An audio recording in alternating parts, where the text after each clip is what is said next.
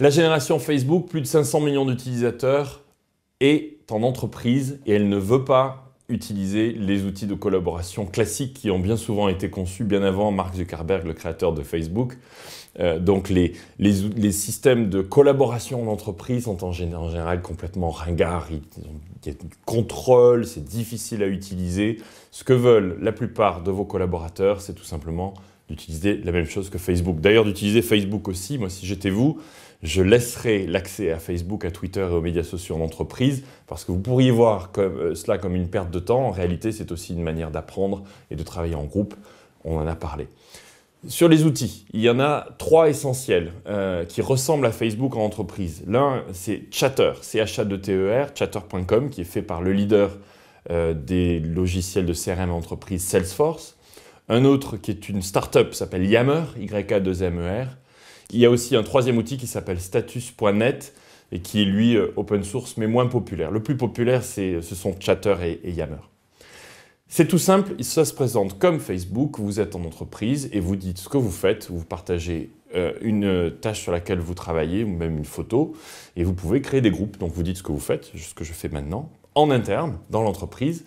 L'intérêt, c'est que c'est privé, donc c'est facile, vous n'avez pas de risque particulier, vous pouvez le faire très facilement. Ces outils sont gratuits d'ailleurs, vous pouvez démarrer sans aucun risque financier non plus.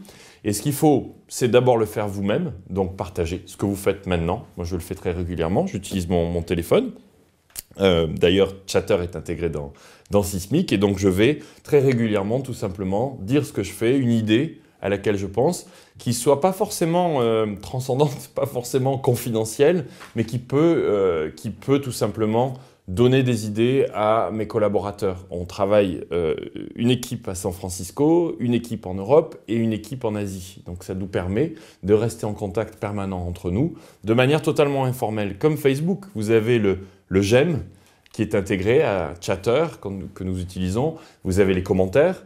Et très simplement, souvent, vous avez des gens qui sont un peu timides en entreprise et qui peuvent les utiliser juste en mettant un j'aime, c'est très facile à utiliser et puis ça vous permet de garder un contact permanent.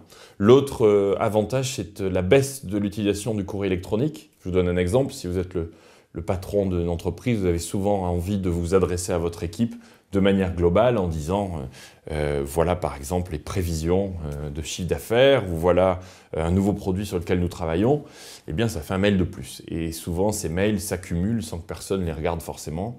Là, c'est le même principe que sur Facebook, vous le publiez sur Chatter, sur Yammer, et puis ceux qui sont intéressés viennent le voir. Donc l'utilisation du courrier électronique baisse. Et puis, c'est beaucoup plus efficace. Vous pouvez ensuite découvrir des talents, ça c'est très intéressant. Là aussi, comme sur Facebook ou sur Twitter, vous voyez des gens qui vont devenir actifs, on appelle ça early adopters en anglais, c'est-à-dire des gens qui vont innover, commencer à l'utiliser, s'apercevoir que c'est un excellent outil de promotion personnelle.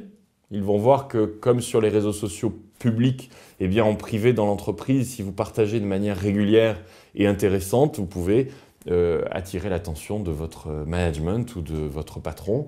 Dans les très grandes entreprises notamment, on s'aperçoit, comme Dell par exemple, le constructeur d'ordinateurs, qui a 100 000 salariés qui utilisent Chatter. C'est absolument incroyable la manière dont Michael Dell lui-même l'utilise en mobile et puis voit ce que font ses collaborateurs dans le monde entier en temps réel et s'aperçoit de talents dont il n'aurait jamais entendu parler autrement.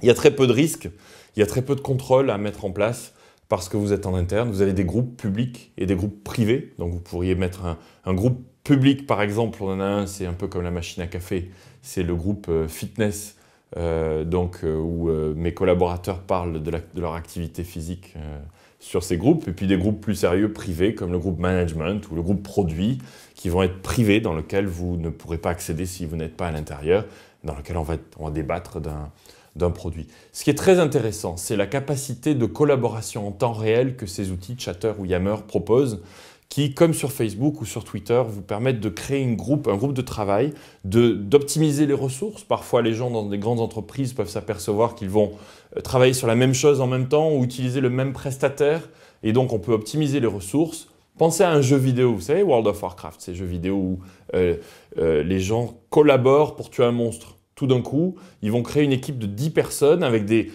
capacités, des skills, des capacités différentes, des expertises différentes, dans le but d'atteindre un monstre dans ce cas-là. Eh bien, l'entreprise, c'est la même chose. Au lieu de tuer un monstre, vous devez réussir à accomplir un projet dans un temps très très court. On le fait très régulièrement. L'utilisation de ces Facebook d'entreprise est extraordinaire. Je vous recommande vraiment d'essayer.